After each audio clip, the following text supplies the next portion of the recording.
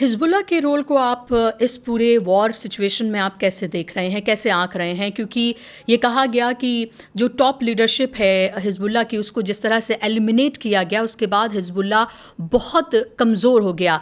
लेकिन जिस तरह से वो छक्के छुड़ा रहा है इज़राइल के लेबनान में, वो साफ़ तौर पे ये दिखा रहा है कि वो ज़रूर कमज़ोर हुआ, लेकिन उसने किस तरह से बाउंस बैक किया है।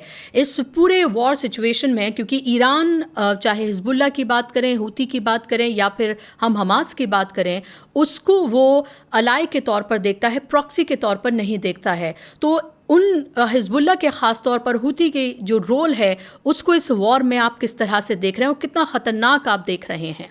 जी, देखिए इस वक्त हमास तो अभी देखिए शांत है क्योंकि अभी वो गाजा पीस अकॉर्ड चल रहा है, लेकिन कब तक शांत रहेगा ये कोई नहीं कह सकता। कभी भी गाजा फ्रंट एक्सप्लोड कर सकता है। जो यमन की बात है, हूतीज ने कह दिया है कि वो वार करेंगे सही टाइम पे, और उनको ईरान ने ही कहा होगा कि रुकने के लिए, क्योंकि जो यमन से मार आएगी, यमन के पास भी बैलिस्टिक मिसाइल है, तो यमन से जो मार आएगी वो तो इजराइल की कमर तोड़ देगी बेसिक। तो ये एक इसलिए भी लोग वेट कर रहे हैं कि अगर कोई ग्राउंड ऑपरेशन, लिमिटेड ही सही, कोई ग्राउंड ऑपरेशन अगर हुआ तो उस समय ये यमन से सीधे मिसाइल इजराइल ये ईरान कहेगा कि मारो। उसके बाद हिजबुल्ला, अब हिजबुल्ला ने जो जंग छेड़ दी, इससे इजराइल के फाख्ते उड़ गए, इसलिए क्योंकि इजराइल अभी तक 27 नवंबर 2024 को संधि हुई थी, और उसके बाद अभी तक सोचिए वो 2 मार्च को हिजबुल्लाह ने रिस्पॉन्ड किया। इतने समय में हजारों लेबनी सिविलियन मारे जा चुके हैं, पता नहीं 3 से 4 हजार वायलेशन हो चुके हैं, जो खुद वहां पर यूएनओ की फोर्सेस हैं लेबनान में, उन्होंने रिकॉर्ड किया है। और इन सबके बावजूद इधर कुछ दिनों में, 8 दिनों में, 2 मार्च से लेके अभी तक, जो मेरी खबर है कि कम से कम 24 से 27 इजरायली सोल्जर्स हताहत हैं, जो कि उसमें मारे गए हैं। और इजराइल केवल सिविलियन एरियाज में बम्बार्डमेंट करने के बजाय कुछ नहीं कर पा रहा है।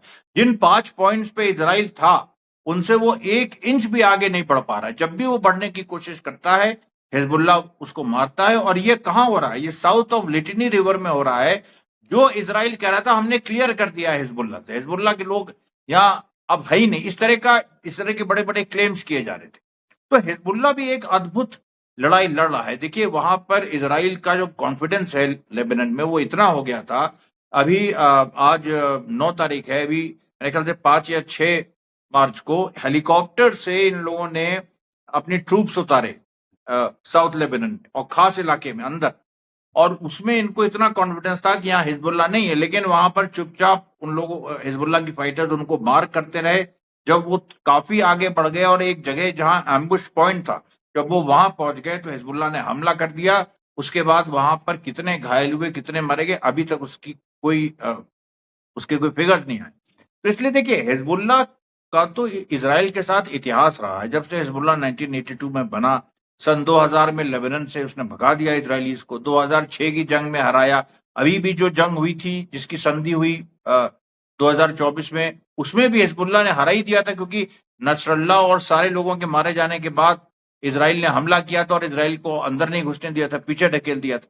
तो इसलिए हिजबुल्लाह का तो देखिए बड़ा एक यूनिक एक परफॉर्मेंस है। और हिजबुल्लाह अपने रॉकेट्स की भी मार कर रहा है और ईरान के साथ कोऑर्डिनेट भी कर रहा है कि कुछ टारगेट्स पे इजराइल के खास तौर पे हिजबुल्लाह मारे, और वो बड़ी सफलता से मारा।